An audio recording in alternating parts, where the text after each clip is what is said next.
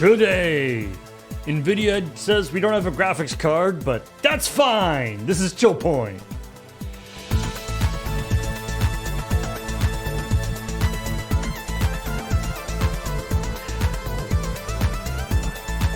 So the thing is you're not using the monitor in that room right now anyway, so it might as well be headless. It's true. Yeah. I mean, it is powering this monitor and also that monitor. Oh, yeah. Fair. Good point. And also encoding the stream, which is probably why the... Anyway, hey everybody. Damn, I thought we were really going to get a good derail from you this time. Yeah, welcome to the show. And yeah, sorry we're a little late. I made the mistake of updating to a new version of OBS earlier today. Yeah, not immediately before the stream. Not Obviously immediately before before the stream, because there's no way you could do it after the stream. Yeah, But I did it earlier today. Updated it. Everything seemed fine, but I didn't actually try to go online. And then when I went to go online, it was like, boop, can't do that. And then I went and looked, and it was like, what? It's like encoder not available. And I went and looked at the encoders, and it didn't have any encoders. Oh. And I was like, oh, that's probably a problem. yeah. And so I went and looked up. Apparently, the latest version of OBS requires newer drivers for NVIDIA graphics cards because it uses the new NVIDIA SDK. And you might out there be thinking that, like, okay, well, I mean, that's fine. Like, that's weird, though. Why would you guys not have the newest drivers? How old were our drivers? They were pretty old. They were pretty old. They're pretty, like, it doesn't require the latest drivers. Okay. It just requires drivers that are newer than, like, probably, like, 5 years old. Look, this is why we don't update things. Yeah. Because they break. Exactly. Anyway, so I was like, okay, fine. I'll download the NVIDIA thing and update the drivers. And then the NVIDIA thing was like, I'm not seeing any compatible hardware on this computer. Oh, my God. And I'm like, oh, that can't be good. So anyway, I went back to the earlier version of OBS. Earlier version of OBS is like, yep, cool. You got an NVIDIA card, no problem. I'll do this stream fine. So we're going to do that. So that's what we're doing right now. So now you have... And then sometime, I guess, in the next little while, I'll attempt to figure out why NVIDIA thinks we don't have a graphics card. Yeah. And maybe this is why the drivers on the computer haven't been updated in a while. There is a definite, like, I keep kind of banging this drum, but like really softly, about I don't know why there isn't a company out there that hasn't said, I'm going to make an OBS box that is literally just, it's highly controlled, it's very locked down, and it's stable updates only, like that kind of thing.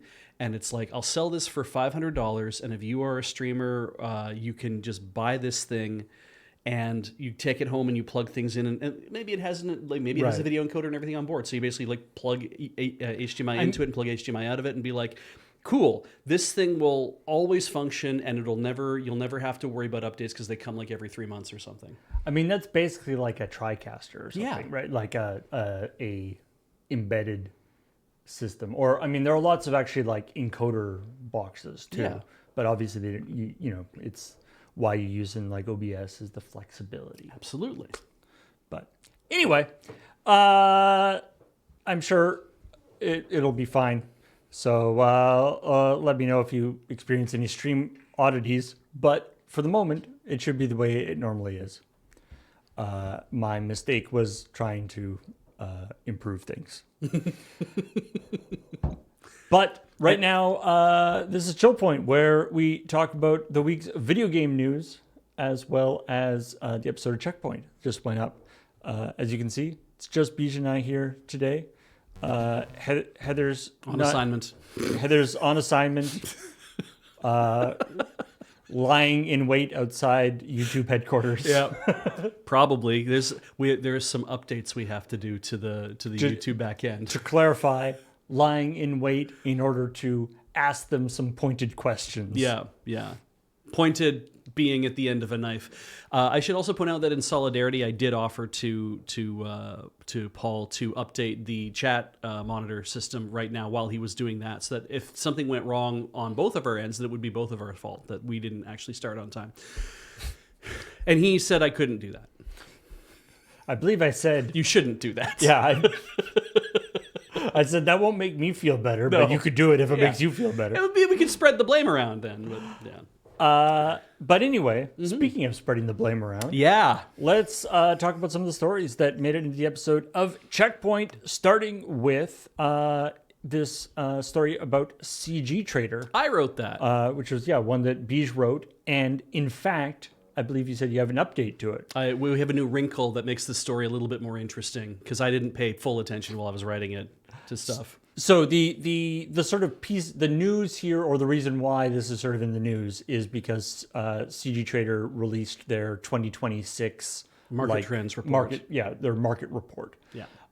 And one of the things that they talked about in there is AI 3D models. So CG Trader is a 3D model service. Marketplace. Yeah. Yeah. And the marketplace part is important because it sounds like they don't create stuff. What they do is they're basically just like iStock Photo. God, that's an old reference.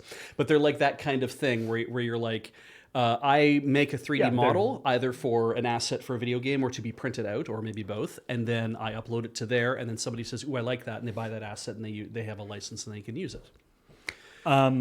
So yeah, they had a whole section in this report about AI generated 3D models, and they're saying that they have a huge amount of AI. Something like 1 in 6 models being uploaded are AI generated. However, the part that is particularly interesting is that so 1 in 6, so whatever that is, 17% or something of models being uploaded are AI generated. Like 1% of the revenue is selling AI generated 3D models. $1 for every $90 in revenue that's generated is coming from those sales. 1.1%. So there's lots of 3D models on there, but apparently people are not buying them. Yeah. Not buying the AI generated models. And why are they not buying the models? Well, there's a lot of, they propose a couple of different things, but the main thing, and they were running a survey too. They did a sort of survey, and so the results of that are in there. And the majority of people replying to the survey said that the AI generated models were just not as good. Yeah, the thing they called out specifically was that it was either 4.1, 5%, something like that, but I think I said just 5%. It's like 5% of people who responded to the survey said AI-generated models don't work well for what I need. And I think that might be... 20% who did buy a model said they weren't good enough. 7% said they only work with heavy editing, and 5% said they worked well. Right, only 5% said they worked well. Yeah. So you have 20% of people saying they don't work at all for me, and then 7% saying, well, I had to do heavy editing. So I'm guessing the other percent of people are like, they worked, I just had to do a little bit of extra editing, maybe not heavy editing. But pointing these things out, it means that people are coming to CG Trader to buy stuff, and then what they are buying, they are avoiding anything that says it's been made with AI.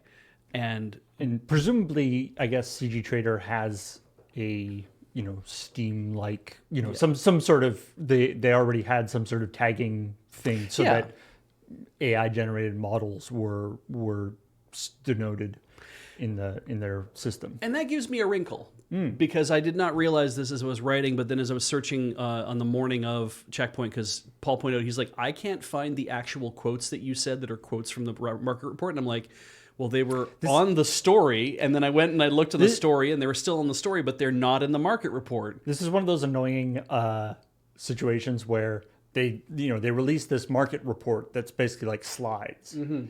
Then they did a blog post about the market report. Yes. Which just sort of said in longhand what's revealed in the slides. Yeah.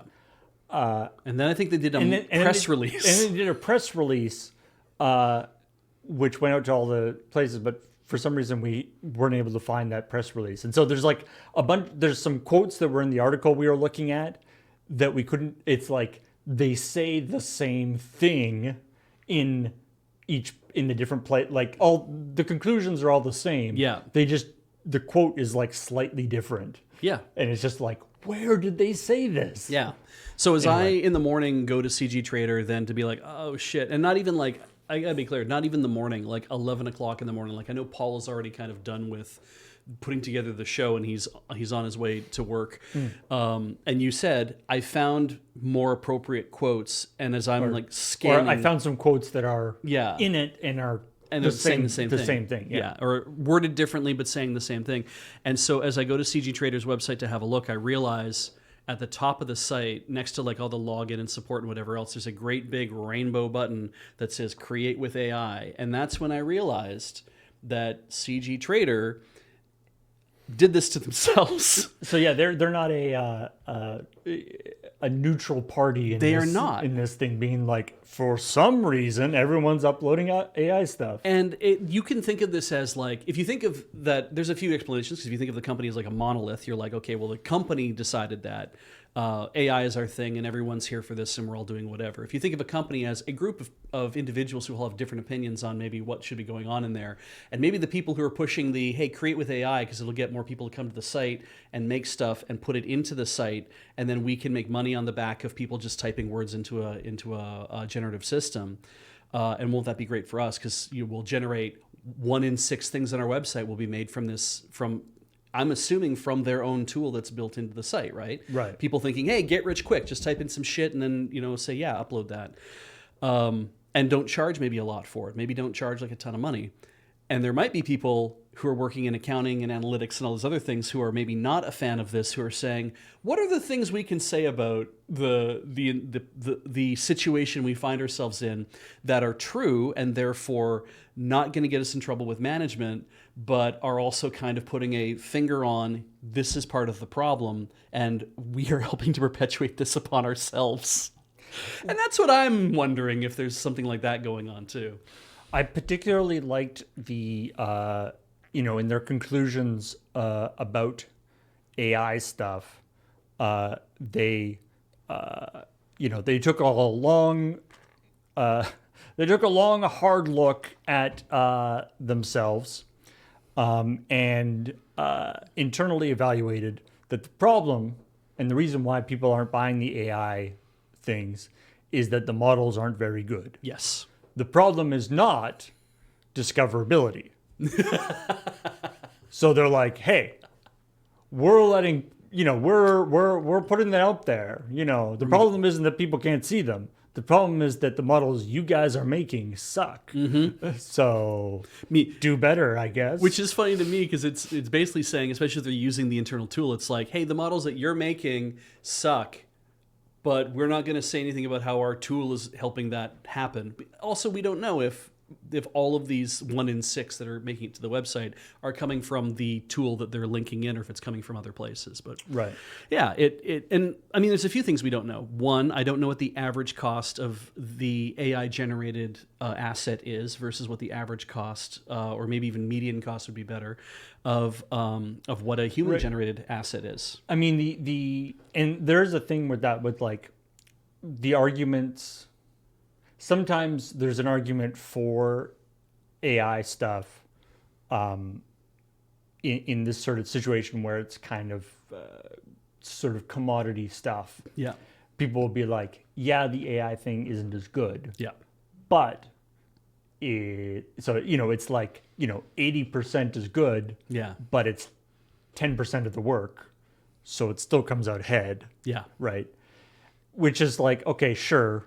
But also that's one of those like, but if you like follow that line of reasoning, if you keep going down that road, eventually we're at, this doesn't take any work and it's also it's terrible. So why did we do this in the first place? It definitely has a feeling to me like Amazon.com, right? Where it's all of a sudden the floodgates open and you have hundreds of thousands of new brands that no one has ever heard of, that don't make any sense in terms of their name. They're just like random. They're just alphabet soup, right? And people are like, I'm trying to find a set of bed sheets, or I'm trying to find a new hammer, or I'm trying to find these things. Unless you know exactly what it is you're looking for from the beginning, you can't search that marketplace to find anything else, because you also end up in a position of where you're like, I was searching for bed sheets, I should say.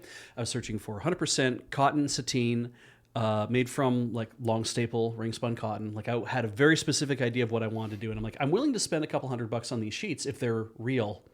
Right, because I'm sure you could find many things on Amazon that say they have those qualities. Yes, absolutely. You can write anything in that little box. Yeah, and they will not. And when you receive them and you wash them and you touch them and you realize that these feel like shit, then you're like, I'm sending these back. And ultimately, what I had to do was I found a couple contenders, and for one of them, I went and I searched it on DuckDuckGo, and it came up with their own website. And I was like, oh, they have their own website. So I went to their own website and I had a look. And I'm like, this website doesn't seem thrown together in any way. That they actually sell whatever it is that they sell. So I ended up going back to Amazon and buying, because we have Prime in the office, so I use that. I bought the bed sheets. I got them home. They felt amazing. I washed them. I took them out of the thing. I felt them. They felt like shit. And I was like, okay, so these are not going to work. They only felt good out of the package. And the moment I took them out of the dryer, they felt all crinkly and rough and shitty and whatever. And I'm like, these are like there's some sort of coating on it. Yeah, sometimes when you buy stuff like that, they come finished with like a factory finish or whatever. And the moment that you wash them, and and I just wash them in like Tide Free and Gentle, And so when they come out of the dryer, it was like, no, they're all stiff and they're all crinkly and stuff, and they're not like, I'm touching my skin with them. And I'm like, I don't like how that's gonna feel on my body. Like that's why I bought sateen, because I wanted them to feel more like silk, but not quite like silk. So I put them all back in the thing and I sent them back, and you get a refund for it and it's fine. But it also isn't fine, because it's like, this is what that's turned into. And I feel like this is the virtual example of that, of you get a thing, you think it's all great, you download it, you spend 2.5 days printing it on your 3D printer, and then you go to pick it up and it just crumbles to dust because nothing was done properly. And you're like, I spent all that time and all that effort and all that whatever. I can't even fucking return this. Like, yeah. I mean, I think it's with 3D stuff. I'm assuming the AI aspect of it is more like, the sort of, in the same way that like AI generated images have like weird anomalies in them. Yeah. That you would have weird aspects of the geometry, or it's got like way too many nodes in the geometry. Or it has weak connection points that you wouldn't normally see. Yeah. And I think I'm not sure if this is all like 3D, all 3D printing type stuff, or whether this is also just like 3D models for actual like making your own video games and stuff too. Mm-hmm. But anyway, so yeah, the AI modeling doesn't seem to be working out as well as they were hoping. Yeah. And I think, though, like I did say, that it's like, it is, for them, it has become an advertisement for how much better the human-made thing is. And I'm kind of glad that, that even though they're like the create with AI button and everything else, that they're willing to say, hey, actually... That is actually, like, that I can respect that. That they're actually looking at the real data and being like, okay, it'll be interesting to see if this revelation or this piece of information, presumably they had this information for a while before they made it public. Yeah. But it'll be interesting to see if this affects their sort of direction going forward. Yeah, they're like, do you yank a tool out like that altogether, or do you say we're keeping it here until it improves? Do you say we're taking it down until we make a better version of it? Who knows? I can't say. I'm not in their C-suite. I mean, that's good. Yeah. I feel like otherwise this would have been kind of a conflict of interest. Maybe I can run 6 businesses as a CEO. Who knows? Speaking of people who are running lots of things very fast, Super Mario Brothers speedrunning. Still a thing. Yeah. So and like Super Mario, what's amazing about Super Mario Brothers speedrunning? We're talking, OG Super Mario Brothers here for the Nintendo. Is that it really is like the granddaddy of speedrunning. Like Super Mario Brothers and like Quake are basically like the original things that people speedrun and they're what I love about looking at stuff. And I mean, I'm not in the speedrunning community or anything, but it's something that I find it quite interesting. And what I love is both of those games are so deeply understood. Like they've been, Quake, obviously the actual like source code is available and people can look at it. Yeah. And and same with Mario, people have decompiled it and like they know every little nuance of it. They know why, glitches happen, where glitches happen, what the interactions between all the different pieces are. Yeah. You can look at videos that talk about glitches in Super Mario Brothers, and they'll literally like go through the assembly code and be like, so what's happening here is this part is overflowing and it's jumping to here and doing all this. They are games that are everybody like the community knows them backwards and forwards. And with Super Mario Brothers in particular, there's long, like for quite a while now, there's been people have known what the perfect run of Super Mario Brothers. It's been done, TAS or tool assisted speed run. So they've made a computer program that can do a perfect run according to all the information we have. Again, decompiled. The whole game has been decompiled. So like, there's nothing more. This is what the game is. Yeah. And we know how fast it is possible to do this. And the amazing thing is that, of course, they did this tool-assisted speedrun many years ago, and they were like, this is the theoretical limit. Theoretical limit. But of course, a human could never do this. Yeah. But do this. But we're at the point now where a human is doing this. Yeah. So we are currently, so as of this, when this was written, we are 6 frames from the perfect speed run. So people have made, amazingly talented speedrunners have gotten Mario speed runs to the point where everything, in fact, they can play the entire game frame perfect. Yes. Until the final level. Right. So, because the final level has additional, extremely complicated stuff. Plus, it's the final level, so you have to play the entire game frame perfect before you even get there. Yeah. Now, it only takes you 4 minutes to do that, but still, you got to do it frame perfect the whole time. Yeah. And so there's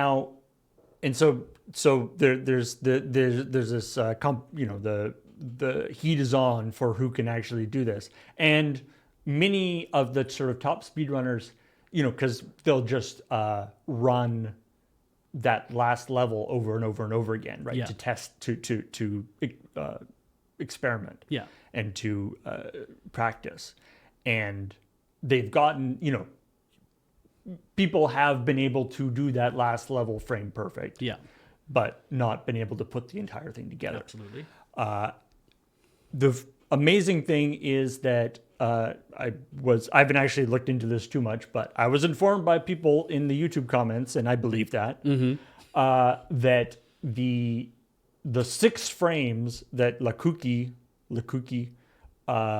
was 6 frames away from getting the absolute possible best has actually been dropped by at least 1, if not 2 frames. I saw conflicting things by other people. In the meantime, like since this article came, so like Amazing. This article came out a couple days ago. We did the thing. So in the last like day or two, it's been dropped by another. So we're at like 4 frames away now. Yeah. And also, by the way, there's a little bit. Nelson wrote this story, and I like that he put a nice little. This is just like a nice story. It's about kind of this cool thing, and this guy Lakuki, seems like he's had a bit of a hard time of it. He first was playing apparently, so he was first speedrunning this on a PS2, modded to like have a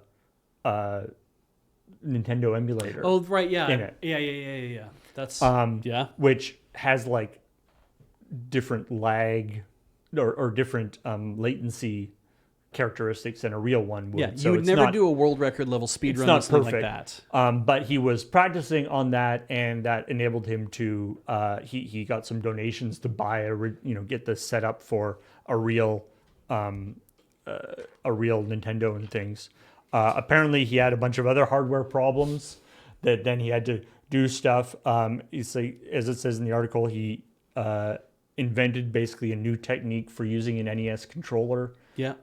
By using the sort of pivoting thing of the D-pad. Yeah.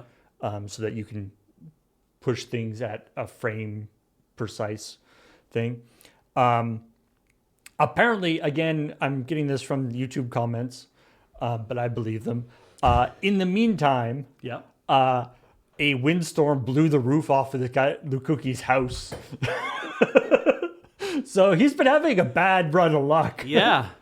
Yeah, and also like, And there's like a GoFundMe for him. which is kind of surprising. Like, it's like, oh, and then he gets the world record, and within I'm assuming a little earlier this week he would have got it, like Monday or Tuesday or something, right? So he would have gotten the world record, and then had it bust by 2 frames, or let's say, bust by a frame even, like not even 48 hours later. And it's like, that's a real fucker. Like, you get lots of great articles about, oh, look, we actually are this close. And then somebody else steps on it. It's like, is everyone going to run articles about that? Maybe they might, I could see it, but maybe it's like, it's like in the world record for like the 100-meter sprint or whatever. Yeah. They're like, maybe you can get a few extra frames if you have a wind behind. yeah, exactly. If the wind blowing off the roof of your house, you can actually go faster. Yeah, Like, yeah. I gotta get the fuck out of here.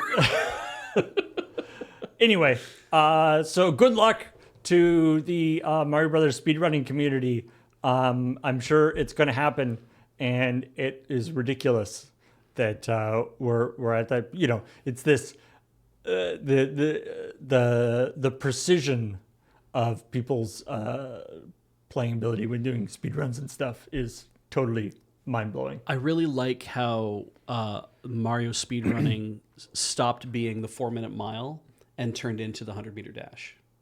That it's like the 4-minute mile is like being able to break that was like a big deal, and running a mile, however long that is in meters, but running that distance is like fallen, and it has fallen in like a curve, I'm sure too, but it's like they'll hit a theoretical maximum in that as well, but like it feels like people were running for years and trying to get better and better, and then all of a sudden, somebody managed to do it, and then you started to see it start to curve down fast. And I'm like, right. But now I feel like we're really because now we're laser focused in on milliseconds as opposed to I can beat something by a second. And it's like, now we're into the 100-meter dash part where, I wonder you're Carl Lewis, you're Donovan Bailey, and then all of a sudden fucking Usain Bolt shows up one year, and you're like, oh no. And those kind of things, again, I for fun, I'll sometimes, watch people talk, people do very interesting essays about speedruns and stuff and the different things. And sometimes it'll be sometimes like that, there'll be like the graph of the time, and then it'll just boom, drop down. Somebody will just come out and be like, oh, hey. And then sometimes it'll go back up because it turns out that guy was cheating. But it definitely feels like with sport like real physically athletic sports versus esports, the idea of when you start throwing thousands of people at the same problem, right? That all of a sudden you start to see you'll see no movement, and then you'll see like a quick movement all of a sudden. You'll see like a bunch of people get something and things get faster. And I think it's like, the guys who are really really hardcore into this kind of stuff, they'll be running, whatever, Super Mario Brothers or something, really blitzing it for a while. And then maybe they'll like cool off and go off and try like play a different game for a bit and do a stuff. But then, something like this happens and there's like a new resurgence and everyone will be like, oh man, I gotta get in there. Yeah. And it has to feel weird because unlike the 100-meter dash, we know what the limit should be on Mario speedrunning. Like, you know what you're up against, and that means that the first person to match a tool-assisted speedrun with their thing, they get the number one slot and never lose it. Yeah, You and get people will theoretically, match there's them. theoretically there's no way to do better. Yeah. It's and I think like I haven't again, I don't pay super close attention, but I have sort of looked around and stuff, and I feel like this might be it's the only thing I've heard about humans, equaling the tool assisted theoretical maximum, Right. which is pretty ridiculous. Yeah, absolutely. Anyway, let's move on to the other Nintendo news, which is these weird. Speaking of Mario Duck Hunt cartridges that were found in a box in somebody's basement. No, in a local retro game. In a basement first, but then it went to a in Wisconsin. 100 these and so 100 Mario/Duck Hunt cartridges, but everything about them appears to be authentic. Yes. Except that they are manufactured. Their manufacturing date is 2 years later than what everyone thought was the last manufacture date. Yeah. The speculation is that these were like a last manufacturing run in order to cover for like warranty returns and stuff. What's interesting is they don't have retail packaging. Right. So these were either pack-ins for The Nintendo Power Set with the Zapper. Like, was Mario/Duck Hunt ever actually sold by itself, or was it only a pack-in? I believe you could get it. No, I've never actually seen a retail package for that. So maybe there was never a retail package available for that. Yeah. Someone will have to correct me on that. I mean, and also, like, so they're available in the U.S. market for one thing. So these aren't like PAL copies or anything weird like that. They weren't supposed to go to like maybe Brazil or whatever. But it's like what was interesting is apparently what I love about the story about this is like apparently a guy was like, the person who had them was like, yeah, my father, grandfather, or my father, whatever, ran a recycling business. Yeah. And so these were, and people he would get lots to recycle and like get all the gold off the stuff. Yeah. And then there's this sort of like ... I don't know why these never got recycled. Yep. Yep. Why did they just end up in the bin? And what's funny? Because this idea is like, wait, so like a bunch of how many companies sent stuff to your dad or your grandpa's company to get recycled, and he just kept it and didn't destroy it? Yeah. That seems like a problem. Yeah. But anyway. It's also a weird thing to think, like, if I owned that game store or like whatever that ended up with this box in the thing, that's like, wow, these could have ended up recycled. But they didn't, and now we can get them graded, and they're a mystery, but we can get them put in top loaders, and we can grade them, and we can sell them, and maybe make like a shit ton of money off them, whatever. And there just has to be a moment where it's like, he said that he used to recycle game carts for the gold off of the traces, which means that It's like, what else did he have? yeah, holy shit, he could have got a whole bunch of stuff. Oh my god, if we had just put everything in boxes in the basement and then just unearthed it like 40 years later. And I'm like, yeah, dude, that's why I have a whole bunch of Star Trek figurines still in their blister packs, is because I got struck by that stupid idea at some point. Yeah, the whole point is that you can't know what's going to be. Exactly. Yeah. Yeah. And, in the like a Mario Duck Hunt cartridge, even in mint condition, isn't actually worth anything. The reason why these are special is because they have this weird late date on them. Correct. So there's something that, that a collector wouldn't have. And I have feelings about that, which I feel like I kind of made clear in the stories, that it's like as humans, we do some weird shit sometimes, and this strikes me as one of those weird things that is really just, we took a thing out of a box and we saw it and we said, I'm going to assign value to this. and then somebody said, cool, I'm going to assign money to that value, and then somebody said, cool, I'm going to give you money because of the perceived value, and then I'm going to put it in my own box somewhere else and maybe not even look at it ever again.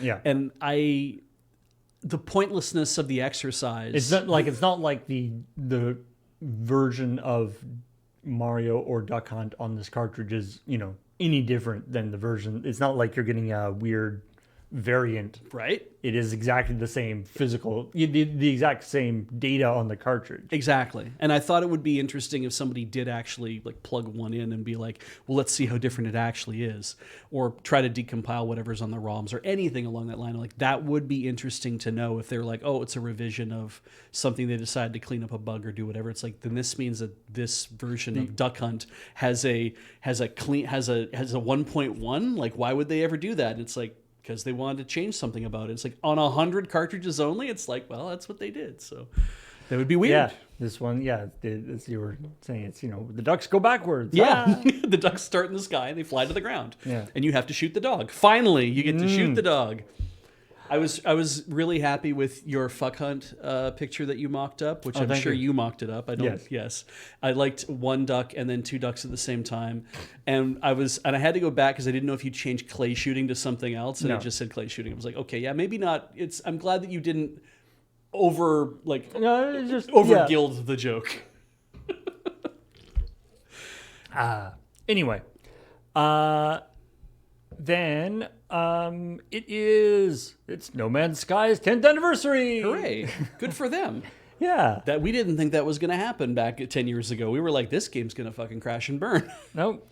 And so and as part of that, Sean Murray posted this open letter, being very very nice and talking about how much it means to him, the community, and all this wonderful stuff. And then he just casually mentioning that of the millions of people that have played this game, they have discovered 1% of the Available planets. Because that was sort of like the original thing, was that the algorithmically procedurally generated planets or galaxy that they built is it's persistent or it's fixed, but the algorithm that they made it so that there's so many. And I mean, obviously the original premise. The original thing was, it's so big that even though it's sort of multiplayer, you'll never even see anybody else. Yeah. Which turned out to be not quite. Yeah. But anyway, but this idea that the galaxy, it's all the things that everyone has already done in No Man's Sky is but 1% of the total amount, and it would take 1,000 years to find all the different stars. If anybody who wants to go for that 100% completion trophy, they got their work cut out for them. It also having a platinum trophy for 100% would be such a troll move. Oh yeah, absolutely. Because then somebody would find a way to cheat that, right? To be like, I have the platinum trophy where I found everything. It's like, you didn't. We know you're a liar. Yeah, it would basically be like a honeypot thing for if you get this trophy, we ban your account. It also, I think, calls into question the idea of, should you, for even a multiplayer open world, open galaxy game like this, it's like, should you actually devote that much to developing a universe like that? If he had said, you guys have been playing for 10 years and you've only uncovered half of what's available, it's like, Jesus, dude, that means that if they play for another 10 years and they find it all, your game was active for 20 years. There are not a lot of games out. There's no live service game, I think, that's hit 20 yet. I don't even think World of Warcraft. Maybe EverQuest or RuneScape or one of those. Maybe they're really old. I have no idea. But it feels like hitting that point would be remarkable, I think. Now, there is an aspect to this where, because the universe is procedurally algorithmically generated, it's not like there's content. It's not like there's content that people haven't found yet that they made. Right. And like, people have probably seen examples of all the different kinds of things that you would see. Sure. Yeah. But yeah, there's who knows, what combinations of stuff are out there. Yeah. At a base But level. it's like, it's not like they they built some secret whatever that's like on a planet. I mean, who knows? Maybe they did. Yeah. But like the idea, behind the sort of algorithmically generated stuff is that, there's, you sort of go to planets and you'll just see whatever's there. And in fact, one of the things, I mean, we've talked about this I think we talked about this on ChillPoint or ChillPoint a couple of years ago, but they've like changed the algorithm a few times. Or change, not necessarily the universe creation algorithm, but the way the planets are built and stuff. Okay. Which seems very weird to me, but it's like, so like when they put up the update that added fossils to the game, Right. like you could have like a planet that you had built a whole base on And tunneled and done all this stuff. And then once this update, then like fossils got inserted into your planet, Yeah. which is a very like conspiracy thing. Yeah, It's exactly. like, I tell you, there weren't fossils there yesterday. It's like, I don't know, man. Suddenly there are fossils and they're like 10 million years old. Yeah, therefore God's real. Yeah. He's just fucking with us. Yeah. God's little tricksters. Literally fucking with us. But yeah, anyway. Yeah, WoW is World of Warcraft's 22 years old. I didn't realize that it had just crossed that threshold just 2 years ago. But I mean, yeah, ridiculous to think though that he could keep this. They could keep this sucker going for another 10 years and people would still be into it. I guess, but yeah, great. And as many folks in the comments rightly or astutely guessed that this was a Cameron story. Yeah. And where he uses this as a jumping off point to talk about the whole sort of the concept of like comparing us exploring the galaxy in No Man's Sky to exploring the galaxy in the real world and that kind of stuff. I had assumed that everyone would like see. Go ahead, finish your thought. No. I was gonna just say that it's like I thought I was gonna torpedo like that whole thing, where people would be like, "Oh, well, I know what ones Cameron wrote and whatever." And it's like, "Oh no," I'd be like, "Yeah, I used the word Brobdingangian in my story about Nintendo cartridges, and that will definitely mean that everyone will think Cameron wrote it." Only he would know long words. It's true. But yeah. Anyway, I love when Sean Murray posted this. The first response I saw on like a forum where he posted this open letter. The first response was like, "Sean, you can rest now." Yeah. They've released 40 free updates. Mm-hmm. Free content updates. Such a lovely thing that reputation rehabilitation that No Man's Sky underwent, and to this day that the meme is still that, oh my god, they are doing way too much for us. We were real jerks to them. Like, and the best revenge is living well, right? Or giving away shit for free, I guess. And Graham, I don't know if you mentioned this I don't know if you said this in the after show yesterday, but we were talking about this, that apparently there was an internal discussion about Light No Fire, which is the new game or the next game that Hello Games is working on. And apparently they were thinking about doing like a big presentation to reveal all the cool features in it. Oh, okay. And talk about it. And then they're like, you know what? Maybe let's like not hype up all the cool features in it. Maybe we should just play this close to the chest. Play this a little close to the chest. Oh, good. And, I mean, it would be extremely funny if they came up with an incredibly over-the-top, promising all sorts of crazy shit, and just got like the Onion style crazier and crazier with the things they're promising. People being like, "I think we're being trolled by Hello Games." Yeah, at it's this like point. I think we're being trolled, but I mean, that would be one of those ones where it's like, I think you're joking, but I'm not sure at what point in the presentation you started joking. Yeah.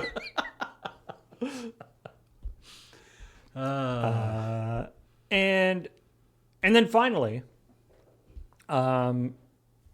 the Saber Interactive story, and now this is one of those things that probably wouldn't have been a ChillPoint story if certain people had kept their mouths shut. But anyway, so yeah, they're releasing a new game called Rideshare Stimulator in quotation marks. I'm not sure what a rideshare game is different from like a taxi game. Yeah. But actually, anyway, are you avoiding the cops? Do you have to hand out free water bottles? Are you? and yeah, and also the question of what a rideshare stimulator is as opposed to a simulator. You're a rideshare driver that is sexually harassing your passengers. Oh, Yeah. great. Yeah. Give me 5 stars. So yeah, it was announced for on Steam for wishlisting purposes. It's not actually out yet, but one of the former writer for it posted to Blue Sky about the Stella Sacco. Posted to Blue Sky about how she was the writer on it and she was fired to be replaced by ChatGPT. Now, that's what she said. And Saber Interactive at first released a very, corporate-y type thing, being like, that is not, that's not the case. We don't use AI in order to do the story, but we are using AI to do some of the voice acting because it's it generates a again like No Man's Sky is generating whatever randomly generated people or customers. Sure. So it's an infinite number of customers. So we have to use AI to do the voices for those. All right. Whether you agree with that or not, whatever. But they said that like that. So we're using some AI for that, but none of the story stuff is AI, and we say this person doesn't know what they're talking about. And it was a fairly normal corporate thing, and Stella went back and said, yeah, she says This statement is essentially bullshit. Yeah, well, she says like, look, that's I was there, I was fired and replaced by ChatGPT. Maybe this was like a year or two ago. Yeah. Maybe in the interim things have changed. I don't know, but that's what happened. Yeah. And then the CEO of Saber Interactive, Mark Karch, then kind of went full weirdo and posted and sent out a very Unhinged. a long and unhinged message about this whole situation. I'm not mad. You're mad. Yeah, starting with like, Stella, who? Yeah, great start. I had to ask Claude because I had never spoken to her or seen her. And then, of course, he makes it clear in the rest of the thing that he knows who she is. Exactly who she is, yeah. Which I kind of wanted to, I'd love to see what the output, like if, it's like, who is this person? Claude, who is Stella Sacco? And then, whatever Claude, he's probably given access to all his email and records and everything. So Claude goes through and he's like, Stella Sacco is a person that you fired 2 years ago. Yeah, so you could hire me. Yeah, so you could. It was a good choice. Yes. Says the AI system. Oh my God. And it'd be like, would you like to know other people that you fired at the same time? Do you even care about other people? Yeah. Where the AI has more human empathy than the CEO does. Yeah. But then again, It's a low bar. It feels like sometimes. Yeah. So anyway, I won't go through the entire post, the entire thing. Graham read it out on thing, but yeah, it was very unhinged, and I appreciate that like all of the news articles about this. The headline is like Saber Interactive CEO has an unhinged or like a bizarre or some sort of People being like, this is inexplicable. Some sort of adjective to go along with the headline. Yeah. To be like, this is not cool, man. I'm enjoying seeing, like I saw somebody in chat refer to it had the crash out of all time, and I was like, I mean, that a superlative obviously, but it's like I love the term crash out. I think that's fantastic, and I really like how when you say that, it's so obvious. It's like I don't even have to hear what happened. Like if you're calling it that, it's probably this dude made a real hard L. Like it's just like the thickest, bubbliest L of all, and it's like, yeah, this is a bad look for you and for the people that you purportedly lead. And the funny thing is, I bet he's like the funny thing is that sort of makes him, I think, probably super grumpy about this whole thing, is that, and I actually marked this as a story for us to look at, because in other rideshare stimulator news, there's other. They've been doing they're sort of doing the rounds because rideshare this rideshare game is so whatever edgy. Oh yeah. That it's got there's a bunch of stuff from the trailer that there's a bunch of like digs at Randy Pitchford. Yeah. Who's CEO of Gearbox, because Saber Interactive and Gearbox have kind of a thing that like there's bad blood because of something corporate. In Borderlands 4, there was there's like Embracer Mountain that has like a garbage pit on it and stuff. All right. There's been some weird sort of passive aggressive. Oh, stuff. Embracer's Bluff. Embracer's Bluff, yeah. Being ruled over by an AI toilet. Yes. Jesus. And so there's been a bunch of news and interviews or like messages from CEO of Saber Interactive and news about Rideshare Simulator that's been sort of surrounded this like, oh, you guys, you little Dickens, you made fun of Randy Pitchford, because in the trailer there's like the story, the thing about Randy Pitchford, the story. I think we covered this. This was like a couple of years ago, but so there's a rather infamous incident where he left a USB stick in the back seat of a taxi or a rideshare or whatever. He was on the way to medieval times, and he left a USB stick, and the USB stick had some adult videos on it. Okay. It had some porn on it. Was it cam girl stuff? Oh, I see. Okay, I was going to say, was it of a specific categorization of stuff that people would find offensive, or was it just general porn? It was, barely legal. Yeah. Okay, so it satisfied a certain category. Legal, but yeah.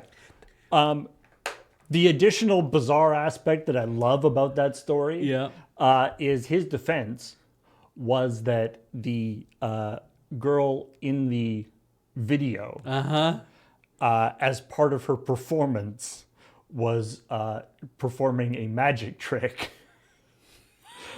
And the reason why he had the video on this flash drive, because he wanted to learn the magic trick. He was investigating the magic trick because he's a aficionado of magic, which seems like such a bullshit excuse.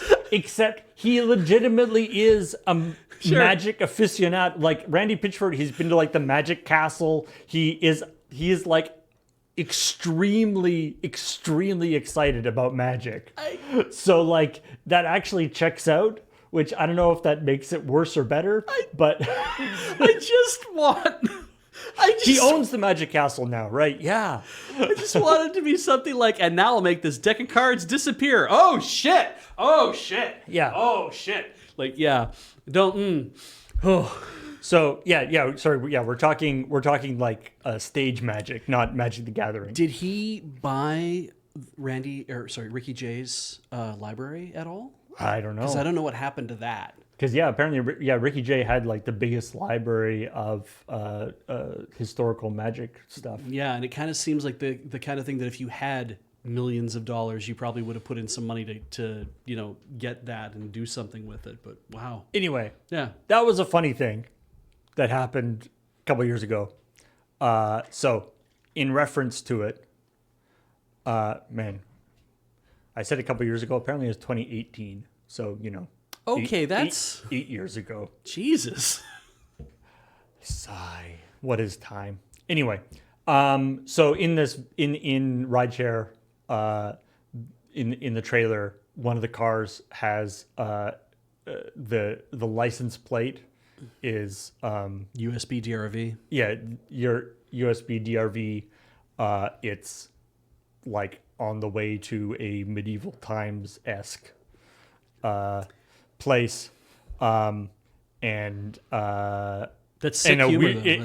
and a weirdo gets the ride share and demands to be taken to Medieval Fest. Nice. So anyway, Good for them. I can't wait to see what they do with their jokes about the Reagan administration. so the idea, like they put this in and they put it in the trailer. Mm-hmm.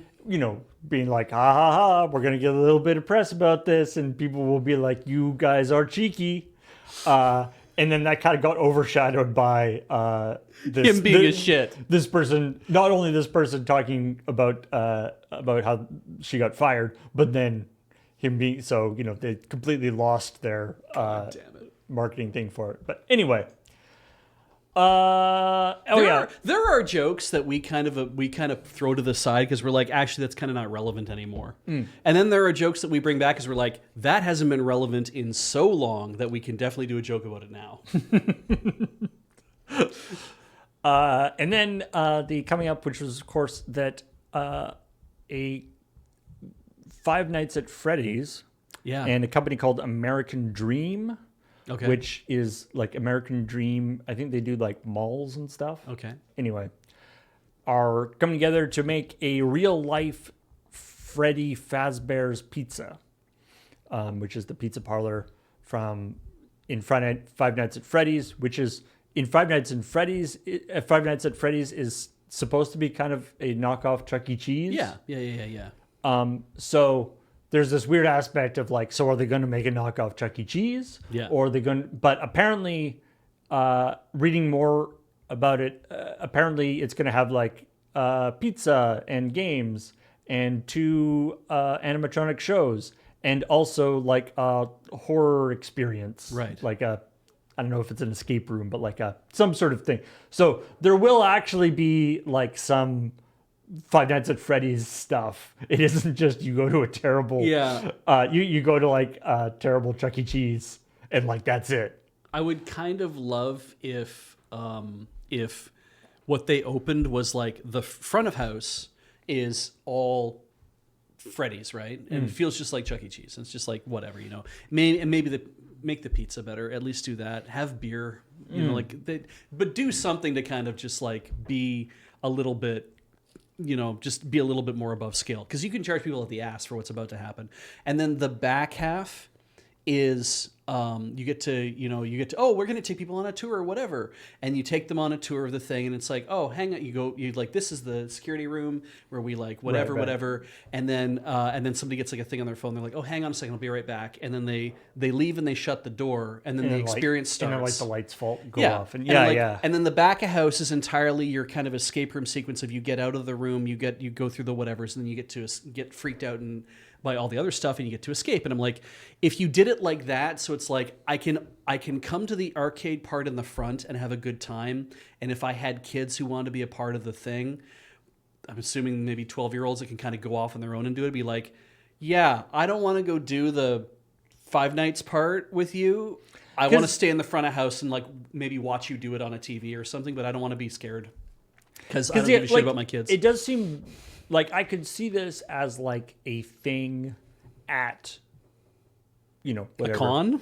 Or at a con, or like, at Disneyland, or Sure. like at not Disneyland, but like at a Theme park. theme park. Yeah. As definitely. like, I am going to have this experience. It seems weird to have it actually like as it's like just a real restaurant in the rest, like with the rest of the thing. Yeah. Like, you're a tourist, come, okay, we're hungry, it's late, I'm tired, we just want to get some food. Yeah, this is the only thing that's open inexplicably is a kid's place open at 11 o'clock at night for some reason.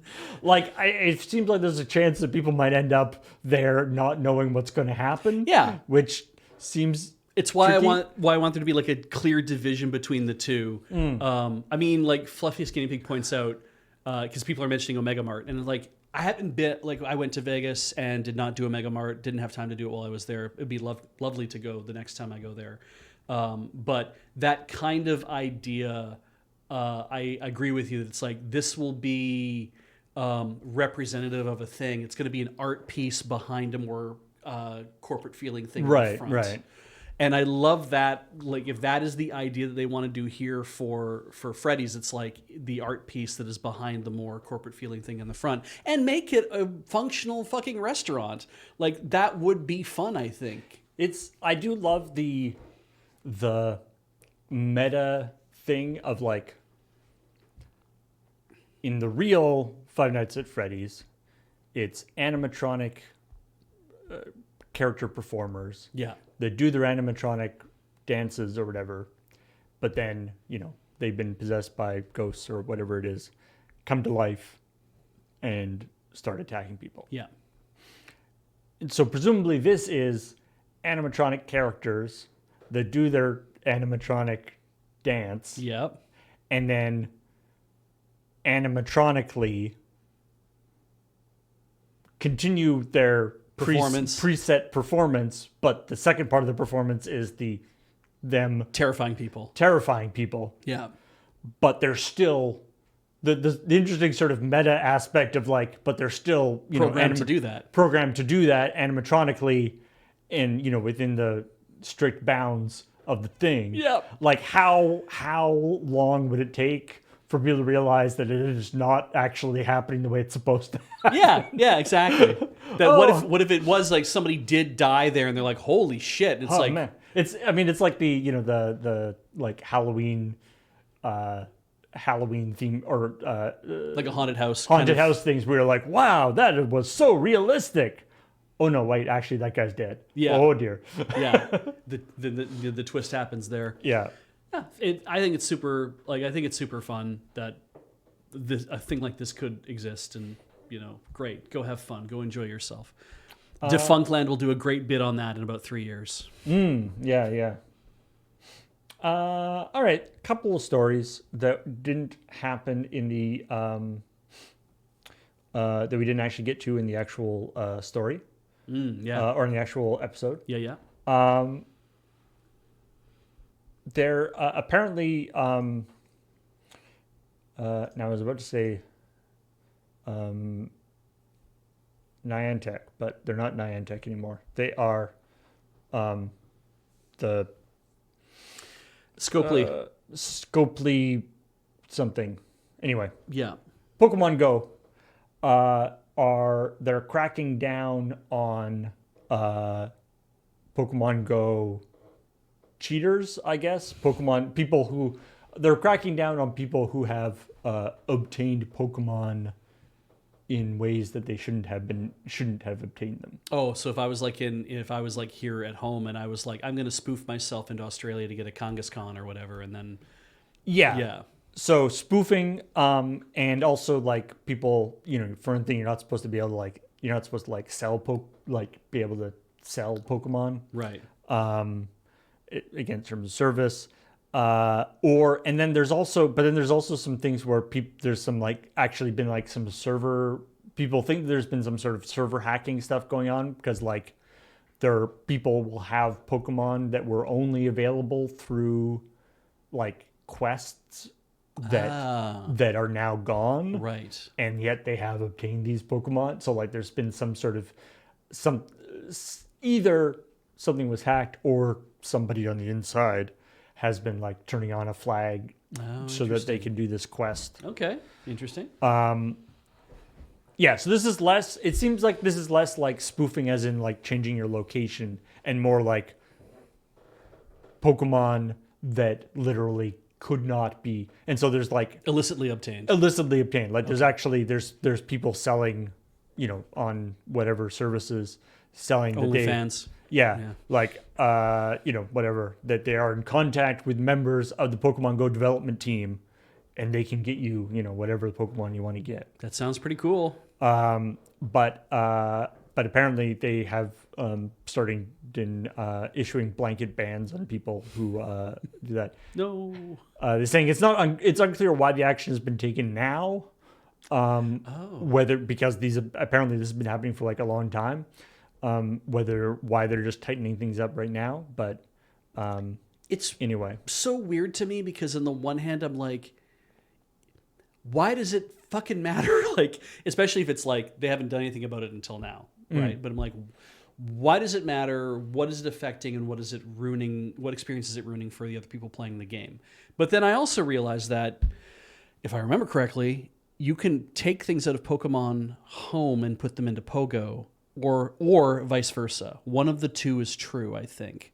And I'm like, if I think it's go to home. Go to home. Yeah, you only get to go one way with that. And so it's like, that is the thing where I could see people being like, oh, well, if you're getting illicitly generated Pokemon through Pogo and you're bringing it into home, that's probably harder to trace because it's kind of a third-party generated Pokemon in the first place. And there is like a multiplayer aspect to Pokemon Go, right? Yeah. There's the doing the defending bases and doing all this stuff. So they say, so hello, trainer. A note to players reportedly reads, "We have confirmed that you have received special research in an unauthorized manner, violating Pokemon Go's terms of service and player guidelines. We take fairness seriously at Scopely Explore, and hence your account has been temporarily suspended for 30 days. So, relatively minor in terms of, it's like violation stuff. You're getting a soft ban. You can come back because we want you to keep playing. We definitely don't want you to go away because you're clearly so interested in the game. Right. That'd be the conversation I would have at headquarters. I'd be like, we can't just ban them. Why not? Because they spend shit tons of money on the game and they're so into it that they're actually stealing Pokemon they're not supposed to have. That means that they're practically our whales. It's like, but they're stealing them. It's like, yeah, but they're so interested in being here. They're investing too much time here. We need them to stick around and spend money. So what do we do? Suspension? Yeah, we'll give them a slap on the wrist. Yeah. Okay, so here's something that I want to talk about.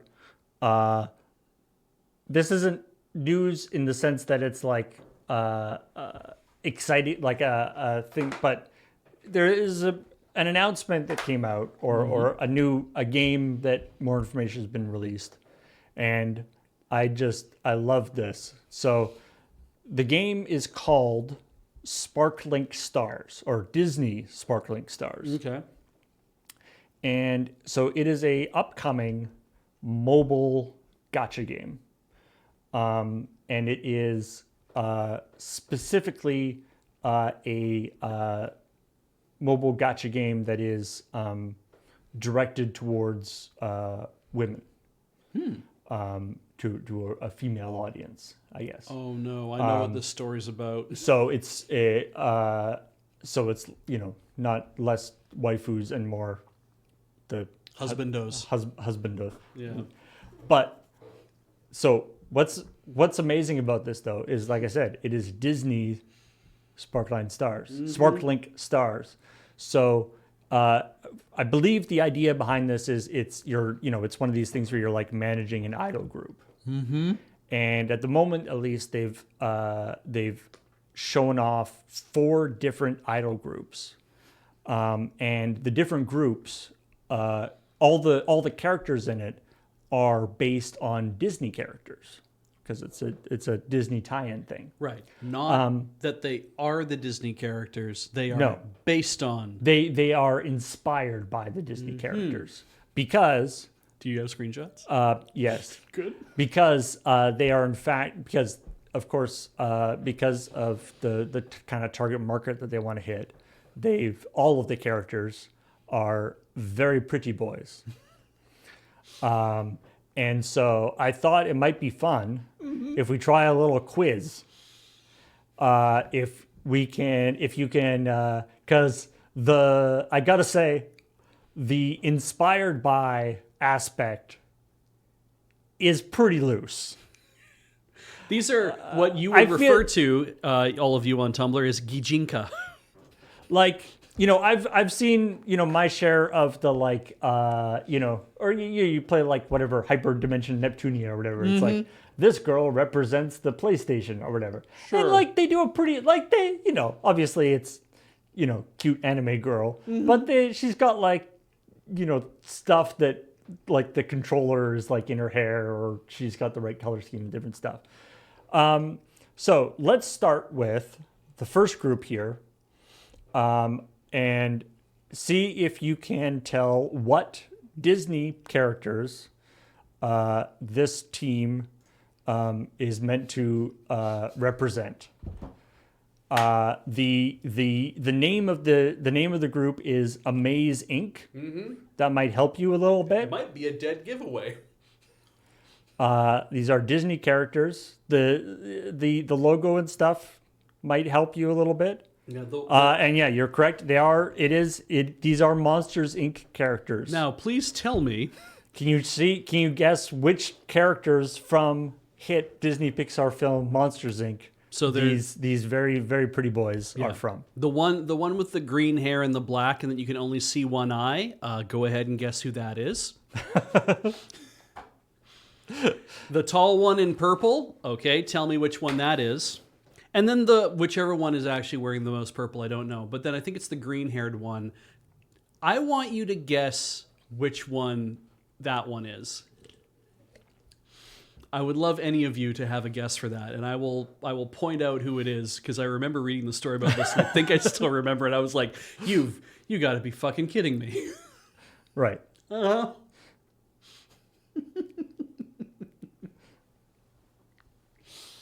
So yes, this is yeah. It's Roz, right? Yeah. That's her name. name? Is the Bishi representation of Mike Wazowski.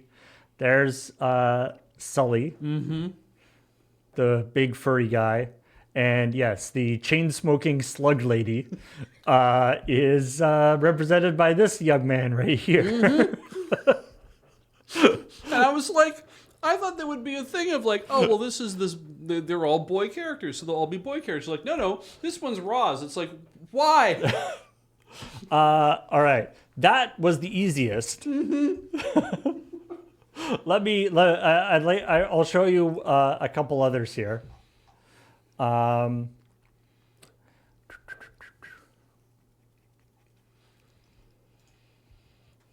know people like Roz, Julia, but it's like...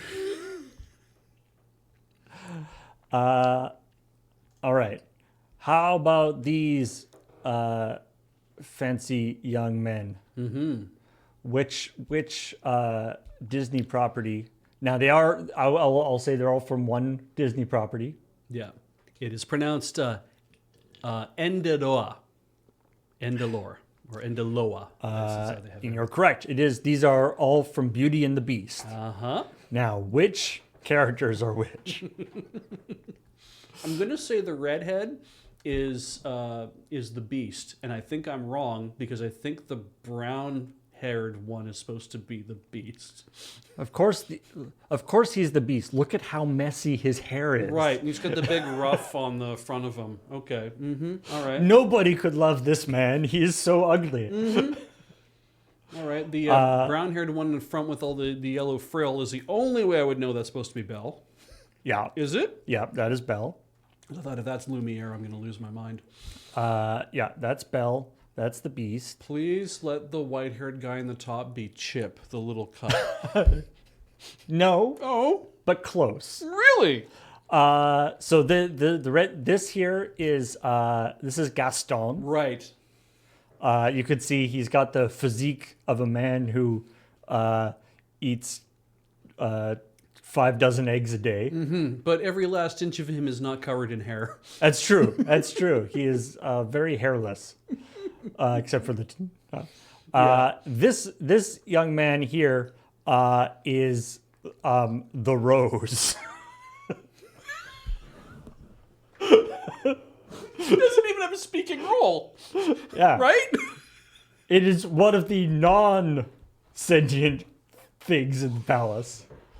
I guess the reason why he's got, I would expect the red-haired one to be but no, I guess maybe the hair is like the glass dome over the rose. I don't know. Okay.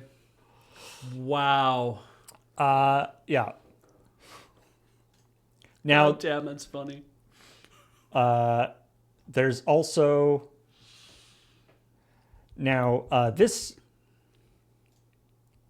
team. These are called the Upbeats, so these aren't from this group isn't from a specific property. So this isn't like DuckTales or something, okay? These are sort of the, I guess, central Disney properties. I was going to say, are these rides from Disneyland? no, I don't. Okay. But I have to assume the middle one's Mickey Mouse. Yes. Okay. Yeah. This is Mickey Mouse. I guess maybe his hair is sort of. Yeah. I don't know. It's more the red jacket with the black like whatevers. I was like, I think that's going to be Mickey Mouse.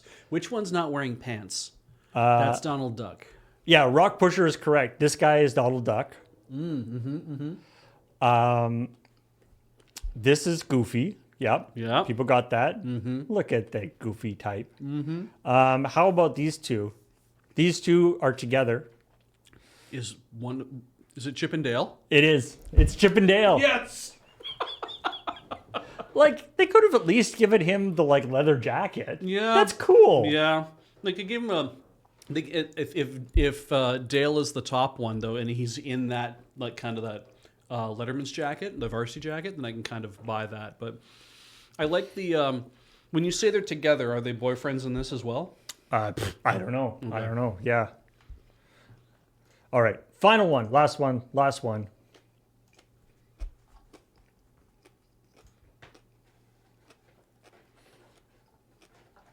Wait, that's Chip? Sorry. The guy in... That's Chip. That's Chip. And that's Dale. Would not. I mean, Well, that doesn't make any sense. seems a little bit more upbeat and goofy. Maybe that was the idea. But yeah, no, I don't like that. No, whatever. Hey, you know what? It doesn't matter. They just drew a bunch of bishies and then said, assign characters to them. Yeah. Like, I appreciate the talent in like adapting a character into like a form that doesn't... or like a humanoid form. Yeah. Like, I think there's like fun things you can do with that. Absolutely. It's almost like the sort of Disney, whatever you call it, Disney bounding or whatever. Yeah. Sort of, yeah. I will give them props for not making absolutely every single character a white guy. So I will give them props for that. But All right. wow. Last one. This is Wow. This one's my favorite. This is Frozen. No. Okay. Well then Midvale. Again, these are all from the same franchise, and it's not Frozen. same franchise, not Frozen. But Midvale. That's not even that. Oh God. If it was Cinderella, it was the two stepsisters and the stepmother, that would be very funny. It is Cinderella. You're Is correct. it? Okay, good job, chat. You nailed it. Now, who's who? Okay, the blonde has to be Cinderella. Yes. Okay, it would be very funny if that was just the prince, but yeah, that has to be Cinderella. So then which one of them I like that is, Cinderella doesn't wear, like he's got the jacket, but it's explicitly not, he's not wearing the jacket. Yeah. He just also on the needs- shoulders. He needs something glass about him. He needs glass clothing or something to kind of like give that like something transparent. But yeah, so one of them is one of them the cat that turns into the pumpkin. Nope. Okay, people are saying that one of them has to be a mouse, but So you were right about the Cinderella needs something glass. yeah. No. These two are in fact Cinderella's two slippers. The most popular characters of Cinderella. Yeah. So yeah, Ash Fragile and Rent Fragile are they are based on the left and right glass slipper. That's so great. Ash and Rent Fragile. That's I'm very assuming funny. they're brothers. Yeah, that's really good. Holy shit, I hurt my hands. I was so excited. Oh my god. Ah. Yeah. So Never let it be said that Disney doesn't have any original ideas.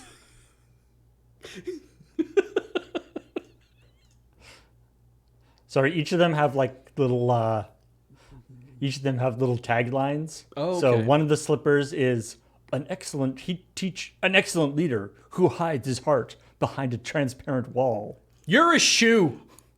And the other one is an unfinished ace chasing dreams with the promise in his heart. You're the other shoe. Get over yourself. Like, I don't mind if my shoes want to have aspirations, but Yeah. you know, he's not being like, oh, I'm going to paint the fucking Sistine Chapel or anything. Anyway, Go back on my foot. now, you know, it's fun to make fun of that stuff. It is fun. That being said, you know, if this kind of a game is your deal, that's also very cool. Yep. And from what I understand, this is not the only Disney-based like Ultimate game. yeah. That's what they call them when there's like Yeah. Mhm. There's another different one that's has more like villains and stuff in it. Oh yeah. Of course it would. That's like a different. But the two, from what I understand, the actual gameplay of these two games will be kind of different. But Yeah. anyway, Yeah, this is a so game. yeah, this is a video game. This isn't just us having fun. This is a mobile game that is going to be coming out. I believe they've just previewed, and there may be more teams that come out. They haven't. These are just the 4 teams that they've so far previewed. If they're doing this and Right, like, Twisted Wonderland is the existing Yeah. mobile game. and so but which also has an anime, which I tried watching the first episode of and was like, I can't do it. I don't give a shit about any of this. So I assume we get the anime to this next season or this season. Basically on launch of the game, we will have an anime for it, I'm sure. Who knows, but we'll see. Holy crap, that's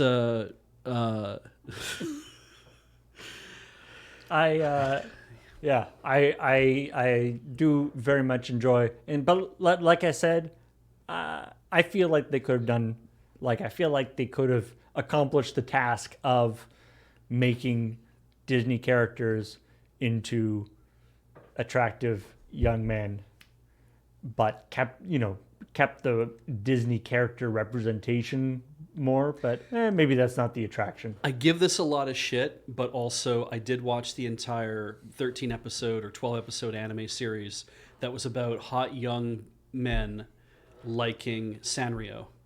And each one of them had a favorite character who they also happened to be, their design was heavily based on that character. So there's one who was like based on like My Melody or whatever. There's one that's based on like Pom Pom Pudding, I think.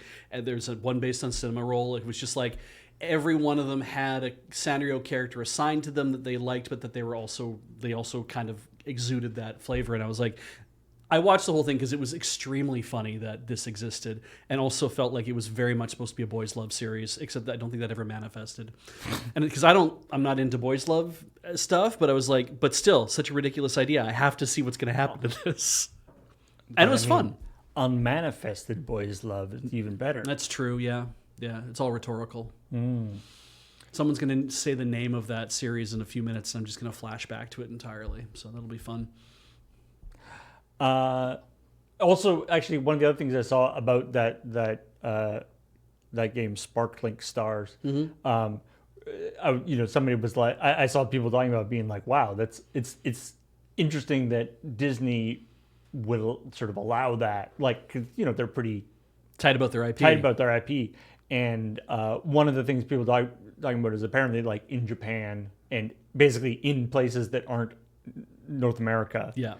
A lot more, but like the saying, like, that probably won't ever be translated, or or if it did get translated, they would make a lot of changes to it. Like, Disney has a different policy if it's in English versus if it's in any other place. Yeah, that policy generally is this going to crest $100 million in the first 3 years?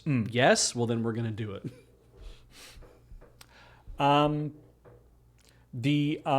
If you've got a Steam Deck, I don't, but yeah, then you might be interested that some people have worked out a way of adding. There's an app called Asobi, I believe it's called. Asobi, okay, Asobi. Yeah, which means to play, and that allows, it basically emulates the PS Portal, which we talked about being confusing that it's also PSP, but that's the thing that allows you to remotely play PlayStation 5. PlayStation 5. Okay.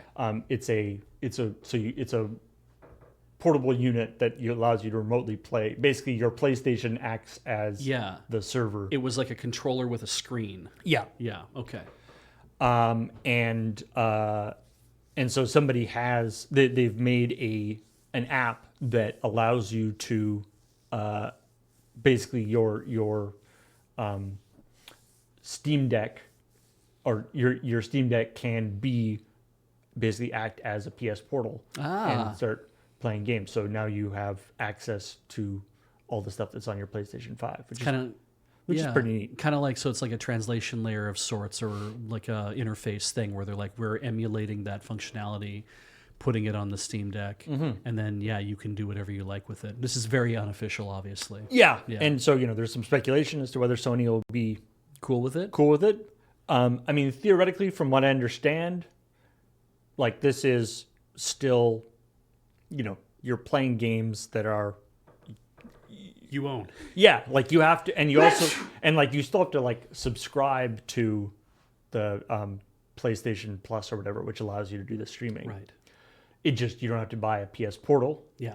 But I doubt Sony is really making, like, a ton of money off PS Portals. So it's one of those. It's like if they're selling people PS Portals to get them to buy stuff or get them to get onto the PlayStation Plus. Yeah. And people can do it in a different way. I feel like Sony would be like, okay, great, that works for us. Yeah, it's a weird thing, right? Where it's like, where do you run into the problem of T's and C's, right? Where it's like, if you are using an unauthorized device to access this service, and they're like, this is an unauthorized device, and they're accessing this service, so we have to address it, because somebody decided that, we don't want somebody with a Switch to be able to access PlayStation 5 games for whatever reason, or right? Like, so how do you come at that if because what if it also didn't have to run? I mean, there's a few things. Obviously, your PS5 has to be in your own house, right? You have to be on the same Wi-Fi network as I assume so. Yeah. Because then otherwise, something like this, you might be like, oh, hey, you don't even need to be subscribed to the service in order to use this, because if you have a buddy who has a PS5 and he's at work and you want to play it, you could use your Steam Deck to access remotely his PlayStation 5 at his house and play games off of his computer, and that'd be the part that they would shut everything down for. So I don't know how far this extends, because this is the first time hearing about it, but it is a really neat idea. Yeah. So hopefully it will stick around.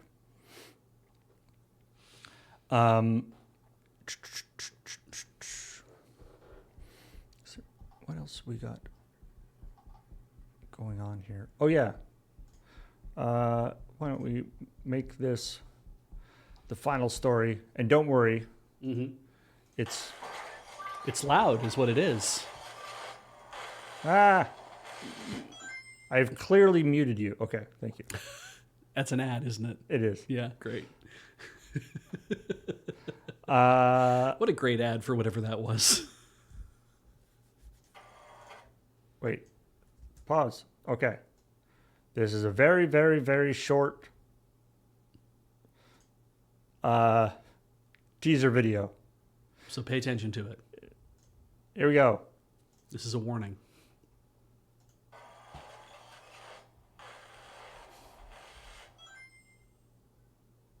That's right. That's it. That's all it is. Sonic is coming to Fortnite. All right. Just in time for his 30th anniversary. Yeah. Look at that. Yeah. Fast Banana Man. Oh my god. If it was a banana, it was a man in a banana suit also wearing a hedgehog suit on top of that, then that would be killer, but See, this is my question, right? Is that like, that's the blue blur. but there's the thing in Fortnite, for the purposes of the game, everybody has to be like approximately the same size. Right. And so in the past, what they've done with like small character, like when they had like the Simpsons on, like Bart and Lisa would be like in like little mech suits, Right. to bring them up to normal height, or like I think the South Park kids were in little suits and stuff. Okay. Different things. Sonic's a pretty small, like, Yeah. either Sonic's going to have to be like in a suit, or like weirdly tall Sonic. Yeah. Yeah. Stretched out.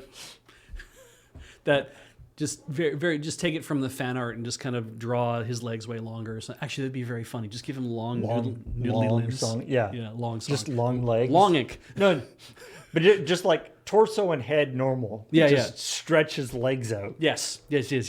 Love it. And knowing Fortnite, like Fortnite does add lots of like weird mechanics, so I could definitely see them adding in like adding like loop to loops, and like presumably what this is indicating is that there'll be some sort of like super speed thing for other characters. Yeah. Which is exciting. If they're calling it override, like they're not referring to it as anything else but just override, because that's the name of Break the rules, next- change the game. next season or whatever it is. It's like, I mean, if that's the idea, right? If it's like, oh, we're actually fucking up the physics of the game even more. Yeah. Break the rules, change the game. But wait, no, don't break the rules. No. Don't only break the rules in the ways that we have predefined. Yeah. We've pre-broken the rules for you. You Yeah. can use those broken rules. Yeah. Foxmare, the reason why it's Green Hill Zone again is it's the only part of Sonic the Hedgehog that anybody ever plays. Yeah. Nobody ever played any more than that part of the game. They basically get to the end of that and they're like, well, that was Sonic the Hedgehog, and they turn it off and throw their Sega Genesis in the river. I mean, it's that like the thing of like when you've played a game but you've only played like the first level over and over and over again. I sure have done that. That's and- Mario 64 for me. And at least maybe half of the Sonic games, maybe more, the first area is always Green Hill Zone. Yeah, exactly. And so everyone knows it. I mean, that one and like Casino Night Zone are like the two ones that are like the most iconic Sonic levels. Exactly, yeah. Any level that you can drown Sonic in is also the one that Right. people will also remember too, but yeah. I I mean, I know that people, okay, and addressing that, Sonic fans are sick of them digging Green Hill Zone out. It's like, yeah, but if you ever play a Mario side-scrolling platformer for any reason, they're basically just remaking World 1-1. Every time they remake, or every time they make a new Mario side-scroller, it's always World 1-1 again, because they recognize the importance of having an extremely simple World 1-1 that shows you the immediate workings of the controls. Makes sense they would do the same thing. and it's one of those like, it's like, yeah, it's like, oh, okay, it's Green Hill Zone again. Yeah. But if they didn't have it, it would feel wrong. Like That's true. it would be like, but where's Green Hill Zone? Yeah, it's at the end of the game this Right. time. You'd get all the way to the end to play it.